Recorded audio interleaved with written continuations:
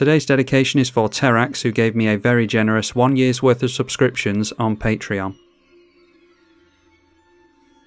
Kona, Rescue Beastie, versus partners Tana and Sidar, Krrik, and Delney.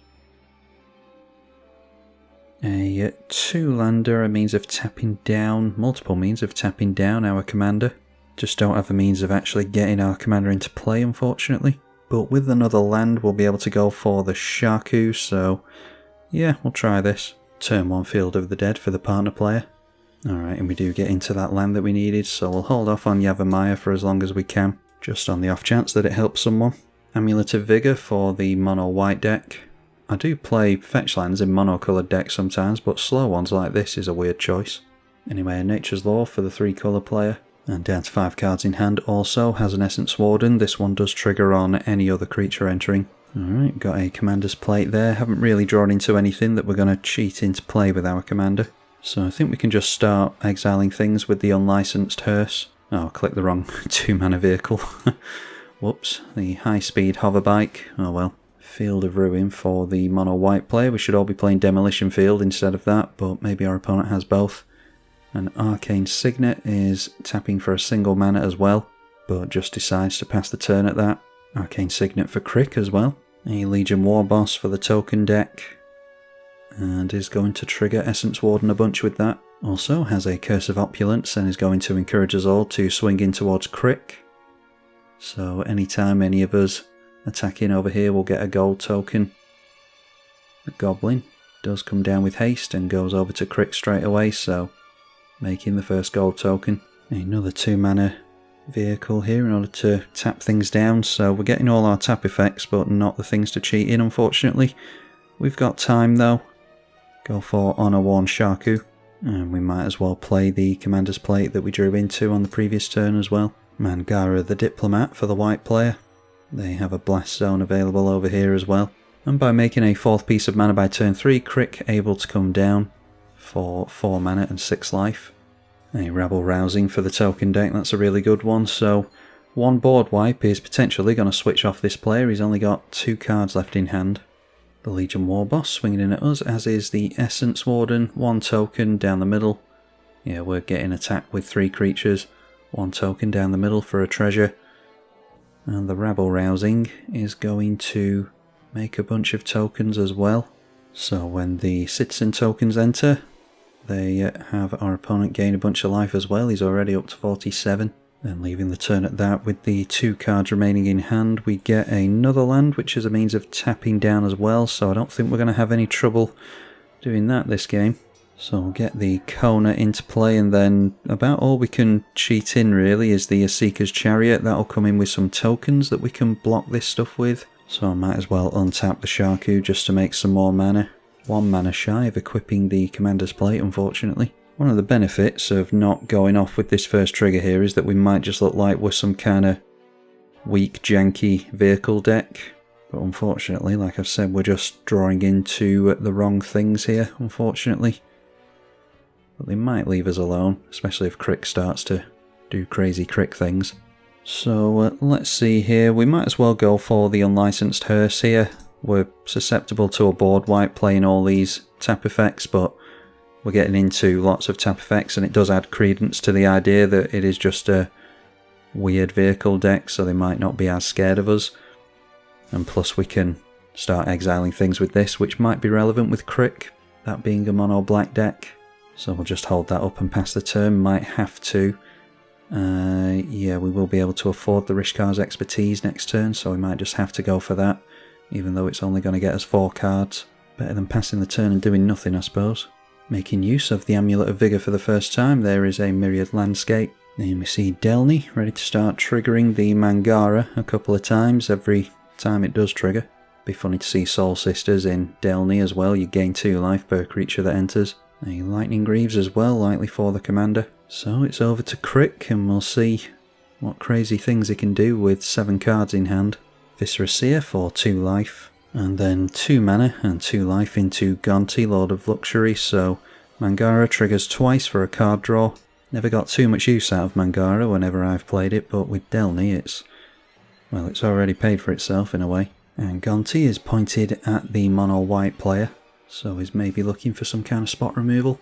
Wouldn't have thought he'd go for a board wipe at this point. We don't get to see the card exiled with Gonti, so he's in the exile zone face down. Then sacrificing Gonti for a scry with the Viscera Seer. So if they go for some kind of reanimation, we can deal with that. And yep, there we see a Dread return, so I think we will keep them from getting a Gonti into play. Alright, and Krrik not being reactionary, so instead he is swinging in towards the mono white player, only with one creature, so does not trigger the Mangara again. He hits and goes back up to 26 life. Champion of Lamholt, that's gonna do some work with a rabble rousing in play. Gonna make the whole army unblockable here. So first off, at the beginning of combat, Legion Warboss brings down a hasty goblin. So that's the first counter on the Champion of Lamholt, and even more life gain from the Essence Warden. Looks like we are, yeah, our opponent's still worried about us with regards to our vehicles, but there's some damage going in towards Krrik as well.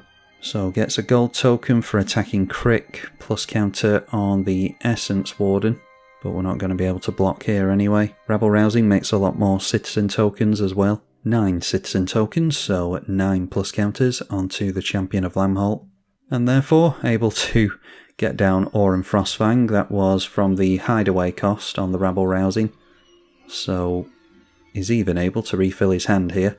Mangara has been attacked as well apparently, so drawing a couple of cards. So now attacking creatures have Death Touch as well, not that it's relevant when they can't be blocked. And we go down to 31, so we were only getting hit for 5 at least. But Aurum Frostfang going to draw 9 cards, I think that is. So let's go for the Archdruid's Charm here. And we'll see if we can get down the Apex Altasaur. Apex Altasaur going to come into our hand.